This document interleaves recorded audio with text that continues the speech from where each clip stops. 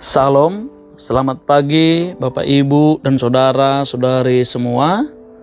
Terima kasih kepada Tuhan untuk anugerah kehidupan yang masih kita rasakan sampai saat ini.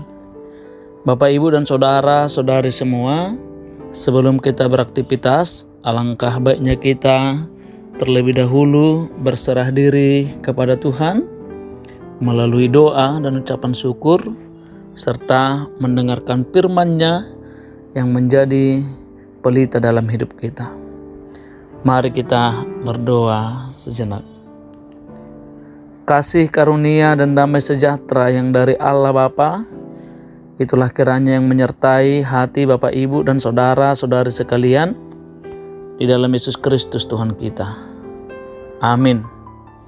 Bapak Ibu dan saudara-saudari semua, firman Tuhan yang menjadi ayat renungan buat kita hari ini tertulis di dalam kitab Lukas 4 ayat 12.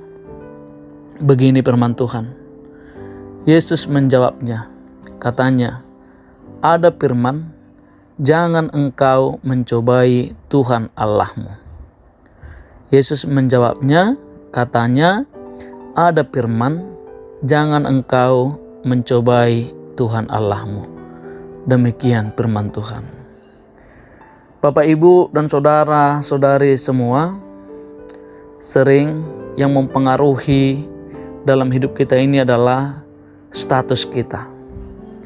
Itu makanya kalau sudah disinggung soal status kita, banyak di antara kita yang langsung tergoda atau langsung marah atau merasa dikucilkan, hingga orang berusaha menjaga status kehidupannya itu tetap baik, tetap tinggi. Itu kalau kita lihat di dalam firman Tuhan juga, ketika iblis mencobai Yesus, yang dia serang adalah statusnya. Iblis mengatakan, jikalau kau benar anak Allah. Status anak Allah, dia coba menggoda Yesus dengan memakai statusnya. Kemudian dia juga mengatakan bahwa kalau engkau benar-benar anak Allah, engkau akan bisa menjadikan roti ini menjadi batu. Artinya Bapak Ibu dan saudara-saudari, dia mencoba menggoda Yesus itu dengan statusnya, menantang dengan statusnya. Tapi Yesus ketahui bahwa itu adalah godaan iblis yang menyesatkan. Maka sama seperti ayat ini, Yesus menjawab, jangan engkau mencobai Tuhan Allahmu. Bapak Ibu dan saudara-saudari, itulah yang sering terjadi di dalam kehidupan kita. Ketika status kita sudah mulai tersentuh atau sudah mulai diserang, kita akan berusaha mempertahankannya. Atau kita akan berusaha memberontak ketika status kita itu disepelekan. Itu sebabnya seseorang akan tergoda ketika dia katakan, kamu akan menjadi kaya jika kamu mengambil ini. Jika kamu mencuri, jika kamu akan seperti ini misalnya, akan banyak orang tergoda ke sana. Karena status menjadi kaya itu menjadi kerinduannya.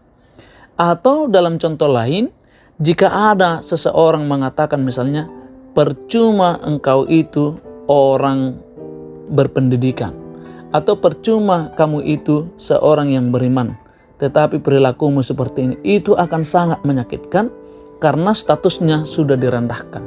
Begitulah secara umum orang-orang atau jemaat-jemaat saat ini, ketika berhadapan atau ketika statusnya sudah diserang, maka dia akan bisa tergoda atau bisa berontak.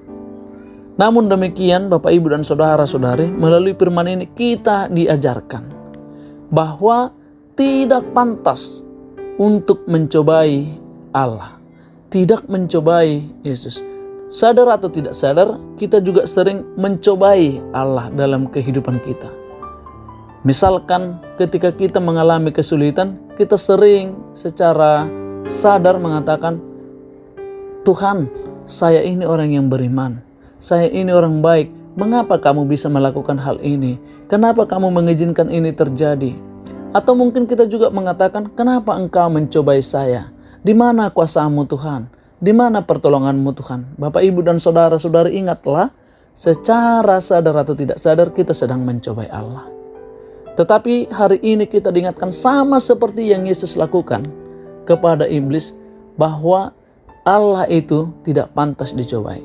Dan kita juga dalam setiap hal kehidupan kita, dalam setiap pergumulan hidup kita, sekalipun itu adalah cobaan, sekalipun itu tantangan yang diizinkan kepada kita terjadi, tetapi Tuhan tidak pernah mau mencobai kita. Dia hanya melihat bagaimana kesungguhan dan kesetiaan kita terhadapnya. Untuk itu Bapak, Ibu, dan saudara-saudari, tetaplah memiliki iman yang teguh, tetaplah memiliki kesetiaan yang sungguh-sungguh kepada Tuhan. Dan jangan pernah mencobainya dengan menantang atau berpikir kita itu tidak diperhatikan, kita itu tidak dilindungi, atau seolah-olah Tuhan telah membiarkan kita.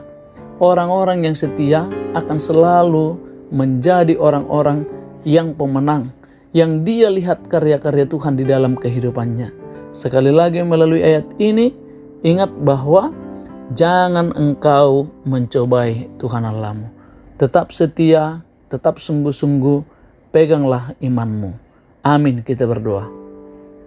Terima kasih Tuhan, Engkau telah mengingatkan kami melalui firman-Mu saat ini, agar kami semua sungguh-sungguh untuk mengimani-Mu, menjalani kehidupan kami dengan tulus, dengan setia.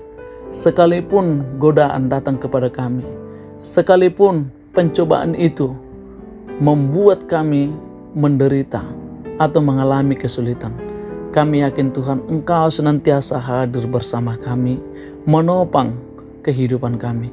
Kiranya Tuhan kuatkan kami senantiasa, agar kami tetap setia di jalan-Mu.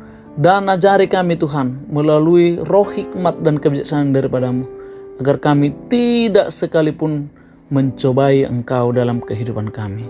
Terima kasih Tuhan, kami serahkan sepenuhnya hidup kami ini hanya di dalam nama anak-Mu, Tuhan Yesus Kristus Tuhan kami. Amin. Anugerah Tuhan kita Yesus Kristus dan kasih setia Allah Bapa dan persekutuan Roh Kudus kiranya menyertai-Mu sekalian. Amin.